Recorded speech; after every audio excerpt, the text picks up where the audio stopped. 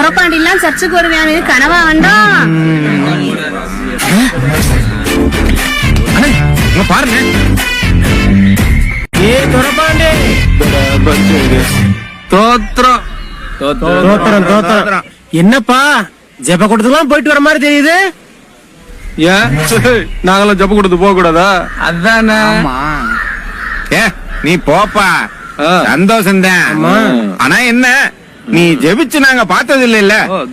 அதான் நீ எதுக்கு ஜெபிச்சிருப்பேன்னு அண்ணன் யோசிக்கிறாப்ல. ஹலோ ஹலோ ஹலோ, நாங்க எதுக்கு ஜெபம் பண்ணணும் தெரியணும், அப்படித்தானே? அப்படித்தான். கேளுங்கள் தரப்படணும்னு சொன்ன ஆண்டவர்கிட்ட கேட்டான் பாரு, ஒரு 10,000 ஏக்கர் நிலம்.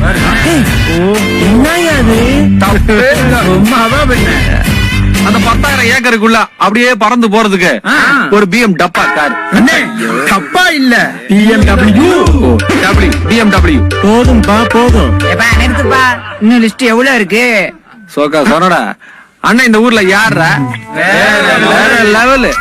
அந்த லெவலுக்கு ஏத்த மாதிரி ஒரு பஞ்சாயத்து தலைவர் பதவி. பஞ்சாயத்து தலைவர் கேப்பாருல்ல. அப்புறமா அந்த பஞ்சாயத்து தலைவர் சாதாரண வீட்டுல இருக்க முடியும், அதுக்கு ஏத்த மாதிரி ஒரு பங்களா கேட்டிருக்கோம்ல. ஏய் துரப்பாண்டி நிறுத்துப்பா. இதெல்லாம் சரி, ஆவிக்குரிய விஷயம் ஏதாச்சும் கேட்டியாப்பா? உனக்கா தெரியுமா? எனக்கு எதுவும் தெரியாது. உனக்கு இல்லையா? ஆவிக்குரிய விஷயம் தான் என்னன்னு சொல்லுங்கப்பா, நாங்களும் கேட்போம்ல. இந்த வேதத்தை படிச்சு நீயே தெரிஞ்சுக்க போ.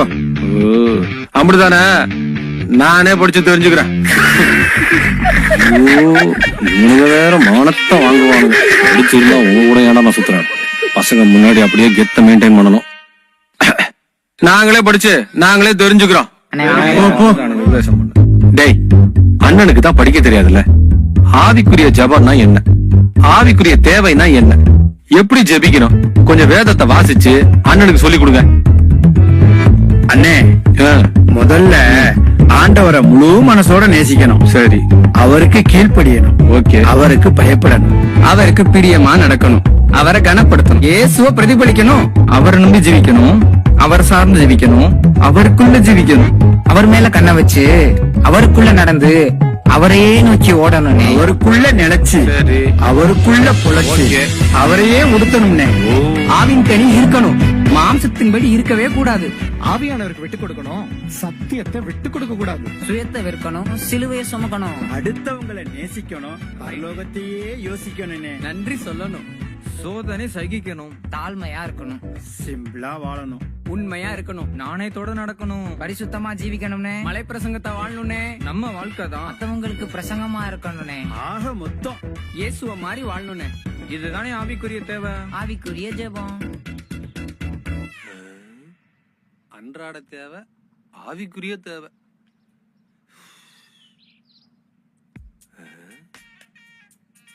எல்லாத்தையும் கேட்க சொன்னீங்களே, இயேசுவை கேட்க சொன்னீங்களாடா?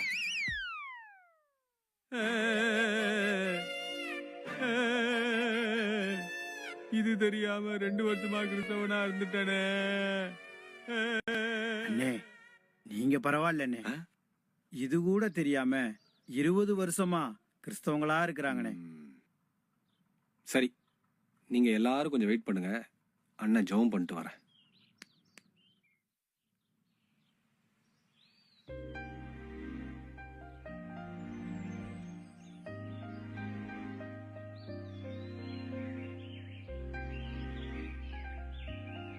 ஆண்டவரே, இனிமே என் ஜெபத்துல முதல்ல ஆவிக்குரிய தேவைதான், அப்புறமா தான் மத்ததெல்லாம். இது எத்தனாவது மனம் திரும்புதல்னு எனக்கே தெரியலப்பா. என்ன மறந்துட்டேன், என்ன மறந்துடாதீங்க.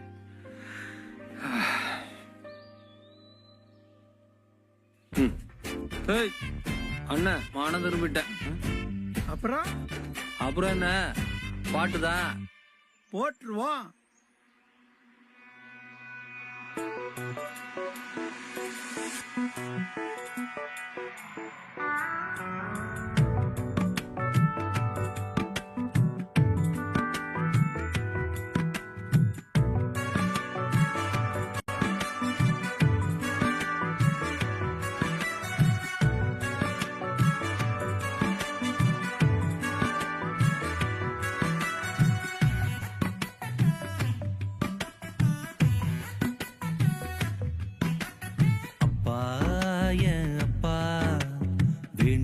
வேண்டுதல் செய்யறேன் கேளுங்கப்பா அப்பா என் அப்பா வேண்டுதலே நீங்க தானே அப்பா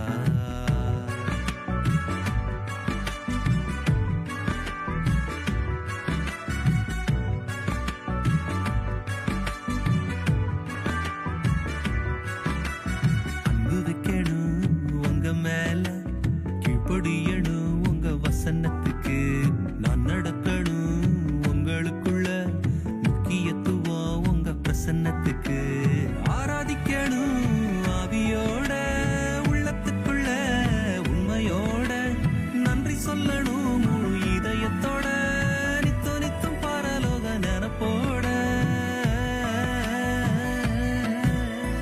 இதுவரை கேட்காத விஷயங்களை இன்னைக்கு கேட்டு புட்டேன் இதுவரை பார்க்காத விதங்களில என் வாழ்க்கைய பார்த்து புட்டேன் இதுவரை கேட்காத விஷயங்களை இன்னைக்கு கேட்டு புட்டேன் இதுவரை பார்க்காத விதங்களில என் வாழ்க்கைய பார்த்து புட்டேன் அப்பா என் அப்பா வேண்டுதல் செய்யறேன் கேளுங்கப்பா அப்பா என் அப்பா வேண்டுதலே நீங்க தானே அப்பா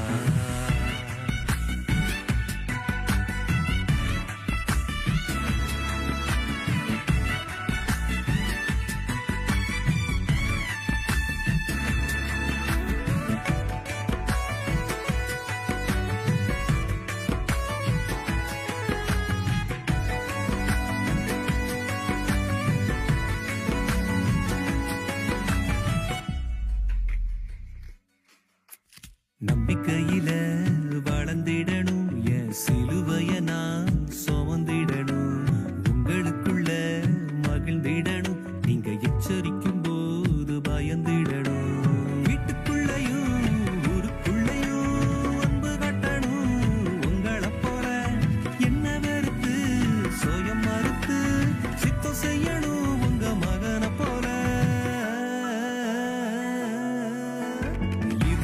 கேட்காத விஷயங்களை இன்னைக்கு கேட்டு புட்டேன் இதுவரை பார்க்காத விதங்களில என் வாழ்க்கைய பார்த்து புட்டேன் இதுவரை கேட்காத விஷயங்களை இன்னைக்கு கேட்டு புட்டேன் இதுவரை பார்க்காத விதங்களில என் வாழ்க்கைய பார்த்து புட்டேன் அப்பா என் அப்பா வேண்டுதல் செய்யறங்களுங்கப்பா அப்பா என்